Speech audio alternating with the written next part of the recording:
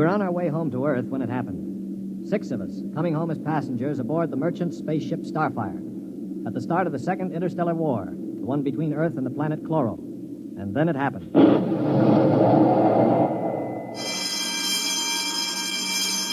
Now hear this. Condition red. Condition red. We are under attack from a Chloran battlecruiser. All hands forward to battle stations. Passengers will remain confined to the after cabin. Condition red. We are being attacked. The interception by the Chloran cruiser, the murderous running duel of energy blasts and force field defenses.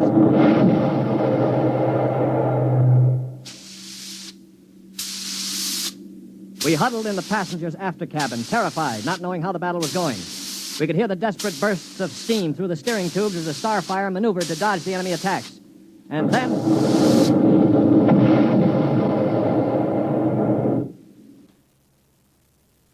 Now what? The beginning of the end, you might call it.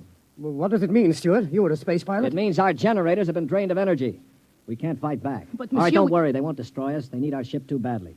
They'll simply board us and take over. But what about the crew? The crew, Colonel? If they have any sense, they'll surrender. If they choose to fight, they'll... Now, they're coming aboard. Now, be very still. Oh, Mother in heaven, help us. Be still. If only those fools on deck will surrender without a struggle. They are fighting. Yes, it's the end. We've got to help them. All right, don't open that door. We just can't let them die. You can't help them. I'm going. Stop him. All right. Aristide. Shut the door quickly. Aristide, my brother. That poor fool. I'll get them. My brother, I swear to you, I'll get them. Yeah, you better cover his body. The brutes. The monstrous green-skinned brutes. They're no more brutes than we are, Colonel. This is a war. Are you defending them? I'm merely pointing out the facts. I ought to strangle you. Why not save it for the Chloros? I will. I promise you I will. Yeah, they're probably deciding right now what to do with us. We might as well settle down and wait.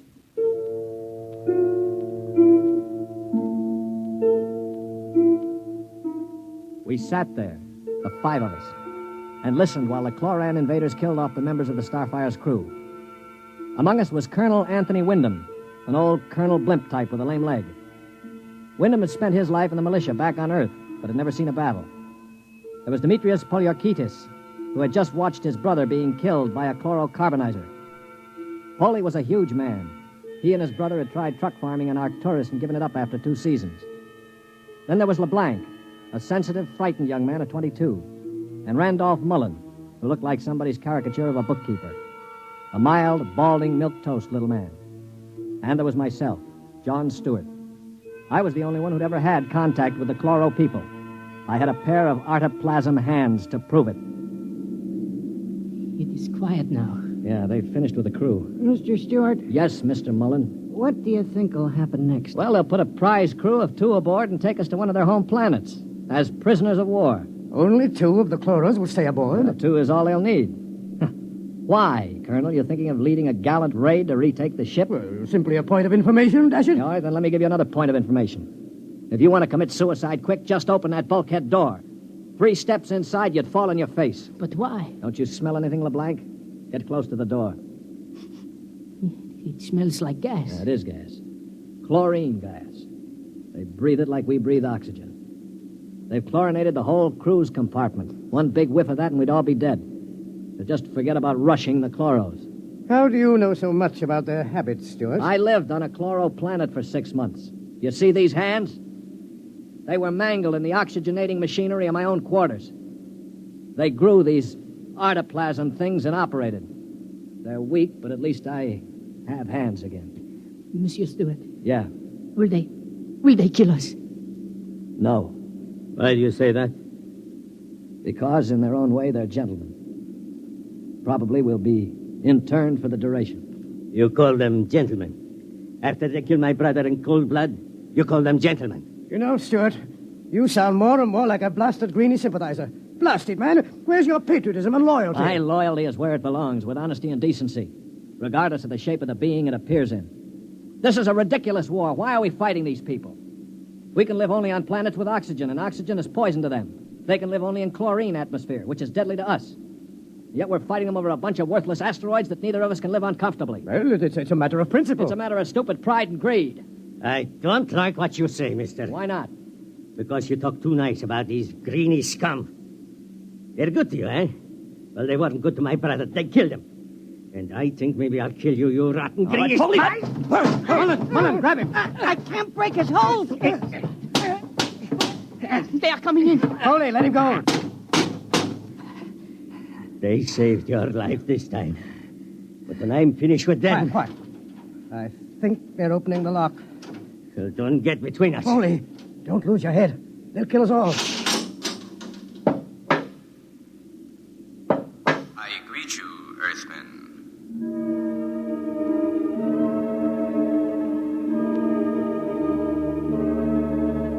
The chloro was not a pleasant sight to anyone unused to him. He was about the height of an Earthman, but the top of him was just a green stalk with eyes. He was still wearing a spacesuit to protect him from the oxygen in our compartment. In one of his tendrils, he carried a chloran gun. As he stood in the doorway, I could see Polyarchetes' eyes begin to glisten with rage. Then, with a bellow like a huge bull, he threw himself at the chloro.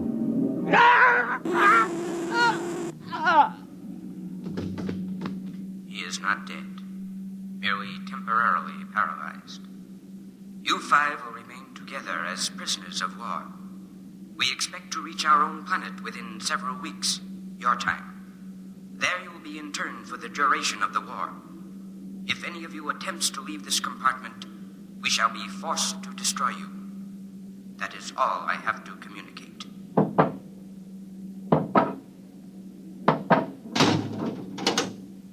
Hadn't we better do something for Mr. Polyarchetes? Oh, he'll be all right. Just hoist him up in the cot. That's it. Hi, Polly. Can you hear me, you stupid brute? His voice is coming back. Yeah. Now, I know what's going on in that thick skull of yours, Polly. You think that when the paralysis wears off, you'll ease your feelings by slamming me around some more. Well, if you do, it'll be curtains for all of us. How do you mean, sir? None of you know the chloros the way I do. Unlike us, they assume automatically that any group of Earthmen they find together comprises a biological grouping, like an ant colony.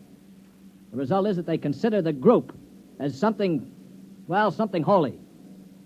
Now, they'd never break us up. And if one of us did any harm to another, they'd have us all executed as a bunch of chloro-type perverts, a non-functioning group. So call all the names you want, but keep your hands to yourself or we're finished.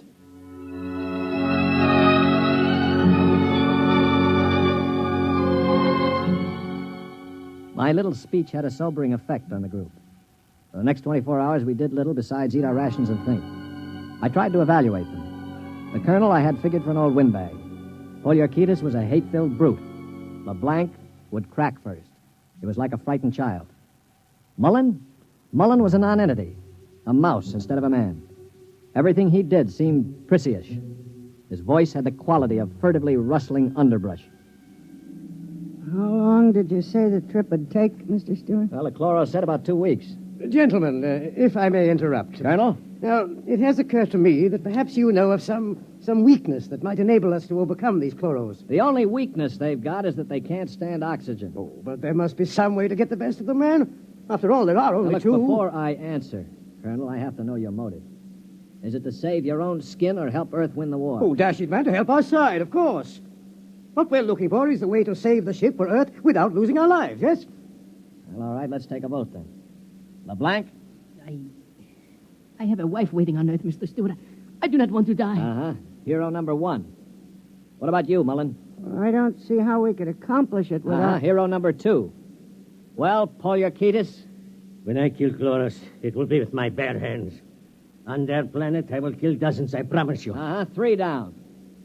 Well, Colonel, don't you want to march to glory, an old militiaman like you? Your attitude is very cynical and unbecoming, Stuart. I see. Well, then I'll have to blow the ship up myself. Stuart! Don't worry, Colonel. I don't intend to be a dead hero. Of course, there is a way we might do it. What did you say, Mr. Mullen? There's a spacesuit and magnetic boots stored in that locker over there. We might be able to reach the control room from the outside of the ship. The outside, but how would we get outside? But this compartment has a C-Chute. It must. What is a C-Chute? A C-Chute, my boy, is a casualty chute. It doesn't get talked about much, but all the main compartments have them. They're just little airlocks down which you slide a corpse. Burial in space. Oh, blast it, Mullen. Suppose you did get outside. How could you re-enter the ship? Through the steam tubes, the ones they use to guide the ship. Wait a minute, Mullen. What do you know about steam tubes? I thought you were a bookkeeper. Well, on Arcturus, I got interested in spaceship models. I studied all about them. On my own time, of course. Yeah, naturally. At any rate, I learned that the steam tubes have an access vent directly to the control room for repairs and so forth. And the Chloros, they are in the control room. What do you think, Stuart? Well, it's a video sort of idea, but it might just work. We could get permission from the Chloros to open the C-Chute and bury Paulie's brother. And one of us could slip into it, work forward, and climb up through the steam tube.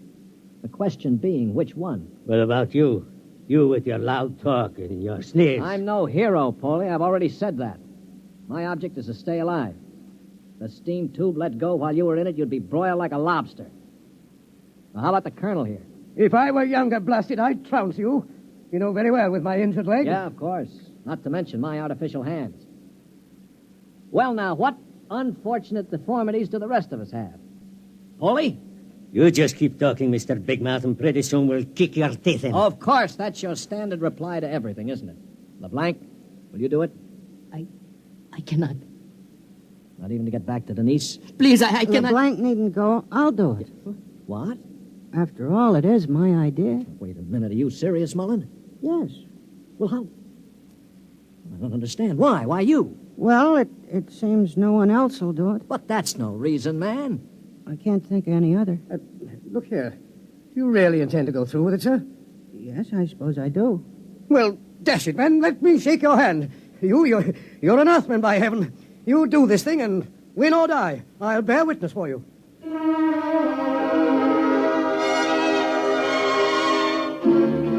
It was quite a moment. Mullen the mouse had suddenly turned into a man. He just stood there awkwardly while the colonel puffed his hand. Poliorketis seemed stunned. LeBlanc was wide-eyed. And I? Well, I was in a peculiar position, one in which I rarely found myself. I had absolutely nothing to say.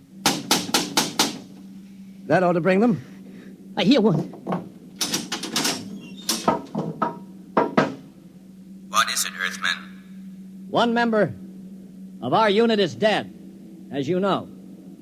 We request permission to jettison his body out of the casualty chute. You may do so. You'll have to open the chute lock from the control room. I will do so. Is there anything else? No, nothing else, thank you.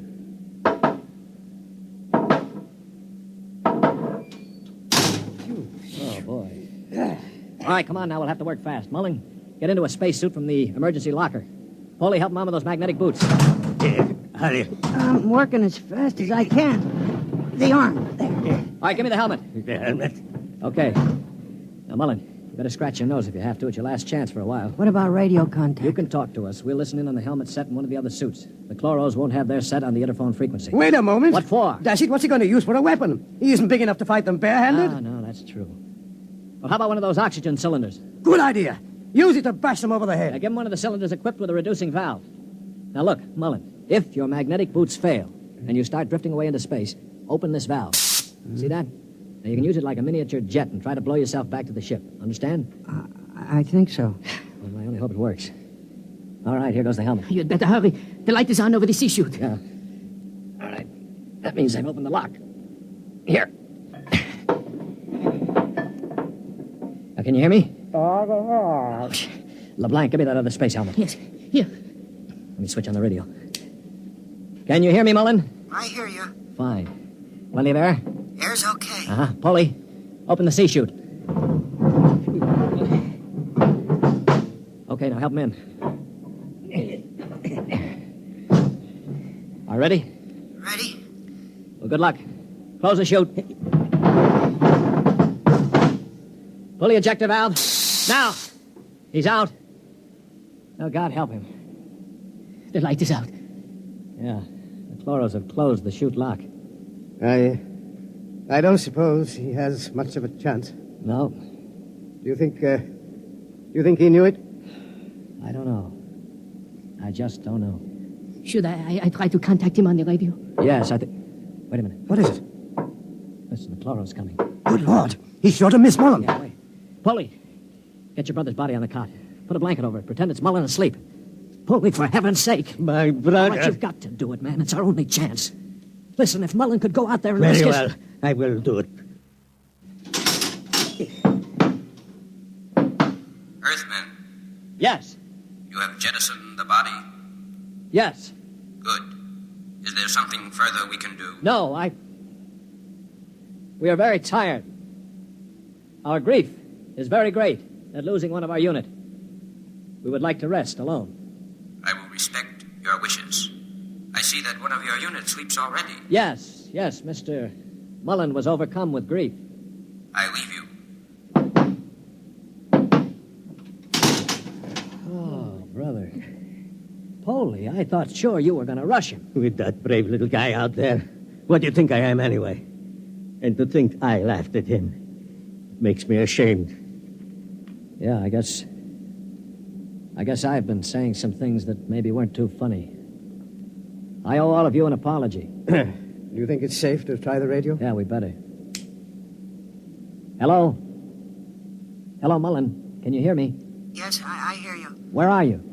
I'm standing on the outside of the ship. All right, now take care. One misstep and you'll be marooned in space. Now, can you find the steam tubes? I think I've found one of them already. I can feel the rim. I just hope it doesn't let go when I get inside. Be careful. I'm going into the tube now. I can feel the ladder rungs I used to repair the inside. Now, keep in contact. I'm in the tube now.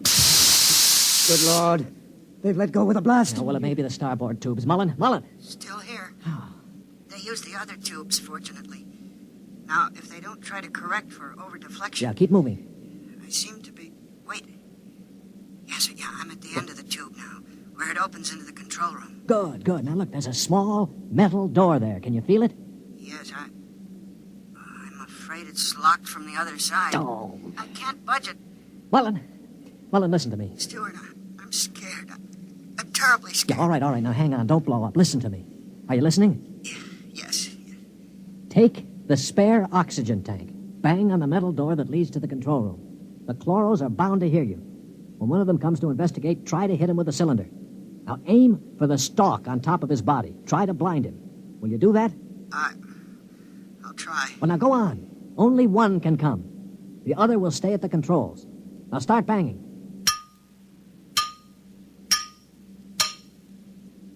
Any luck? No, Wait, I hear something.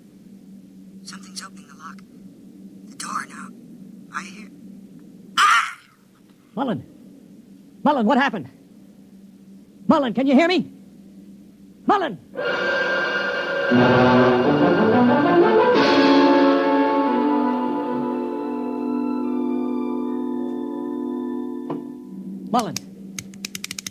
Mullen! Oh, it's no use. They must have gotten him. Yeah, he was one brave little guy, that one. But suppose they have just got him in the control room. I mean, maybe he's not dead. Well, then maybe one of us could rush them. We could bang on the door and jump the chloro. well, the first guy would be a cinch to die. I would be willing to take the chance. You? Why not?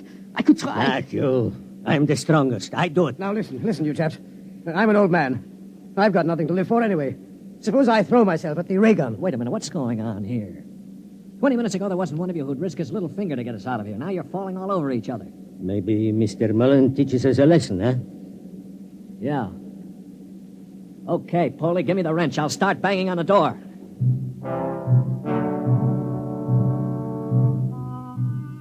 They say that selflessness is contagious. I guess maybe it is. I'd been a cynic all my life, a man who believed in nothing. Well, I'd come face to face with 4 human beings who proved that I'd been living a lie. I knew what I was going to do now. When the chloro came to investigate our compartment, I had it all planned. If only my poor, weak hands would hold out long enough. Ready? Ready. Here goes. That should bring him. Try again. Wait, listen. It's at the door. Get ready. It's opening the lock. For poor old Mullen now. Steady. No! Let him have it. Wait. Stop it. It's not the chloro. Wait. Good Lord. It's Mullen. Get the helmet off. That's it. All right, now lift. Mullen? Mullen, are you all right? I seem to be quite all right. Well, the chloros. Both dead. At least I hope so. Well, what happened? Well, I banged on the steam tube hatch and a chloro opened it. Yeah? I hit him with a cylinder. It blinded him, I guess, but didn't kill him. He grabbed me and pulled me into the cabin. In the struggle, he broke my transmitter. That's why I couldn't talk to you. Finally, I managed to club him down. Well, what about the other one? The other one almost got me. It must have heard the scuffle and came into the cabin with a ray gun. What I did, I guess, was pure reflex. The cabin atmosphere was chlorine, of course, and the greenie didn't have a spacesuit on. Uh-huh. So I just turned on the oxygen valve in that spare tube.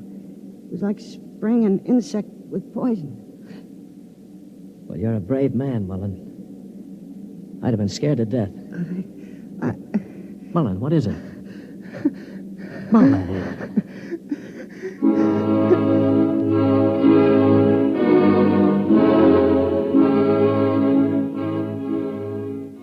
An hour later, false hands and all, I was at the controls of the ship, headed for Earth. We'd gotten rid of the chlorinating equipment and restored the oxygen naturally.